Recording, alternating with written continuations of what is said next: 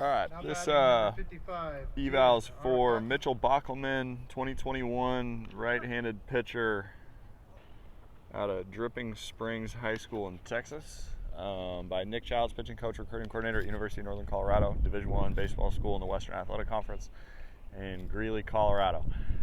This is obviously your first inning, only inning of the weekend, I believe, or the week. So kind of doing this as you go and as you pitch. So don't know a ton, but we're going to go through a few things. Very projectable frame for a 2021. Loose arm, works well, some good tilt, timing. Very good. That's a good pitch to get a ground ball to second base.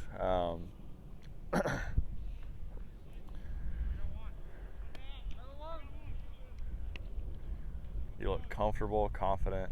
Now batting number 53, Brett Bukili.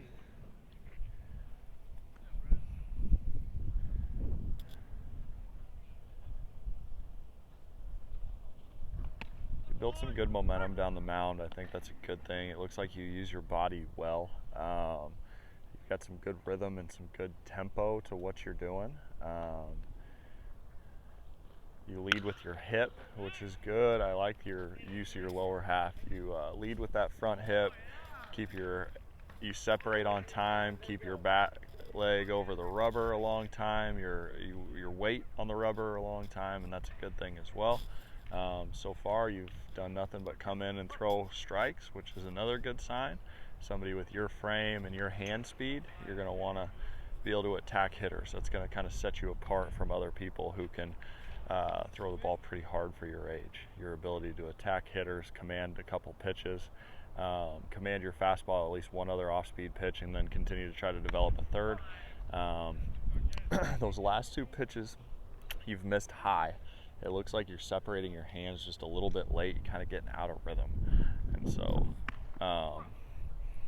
instead of that easy, free, fluid rhythm, those last three pitches now, you've missed high on all three, and it looks like everything's kind of a little bit late. Your hand's a little bit behind, not up on time.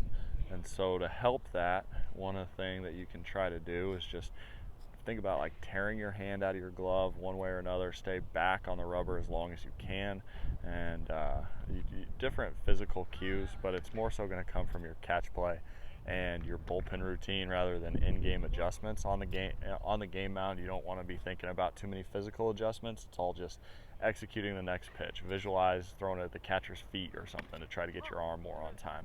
That was a little bit better, but it leaked out to the arm side again. I think that front side's flying open just because your hand's a little bit late on those last four pitches compared to your first few.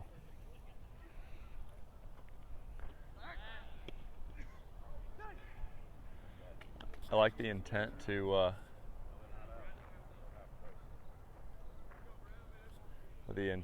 hold runners. Not something that you necessarily need to see at a camp, but at the same time, the intent and varying your looks and those sorts of things in game, very important.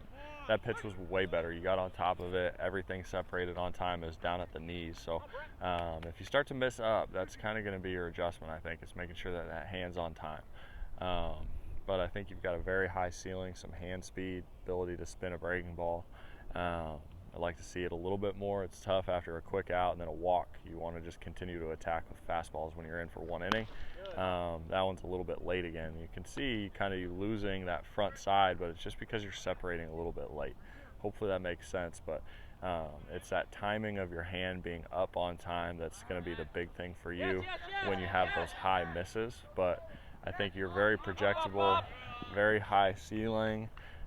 You've got an opportunity to pitch at the collegiate level and continue to advance in the game. So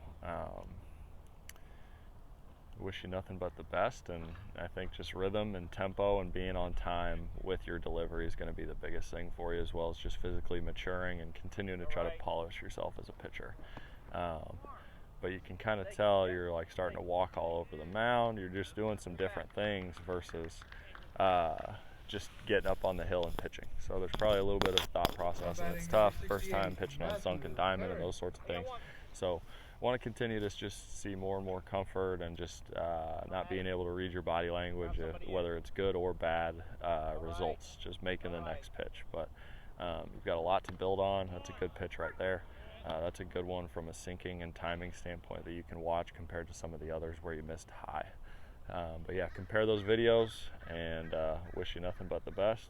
We get a couple more pitches without any voiceover that you can see that's a breaking ball that you missed down, but in a 1-2 count, that's a good spot.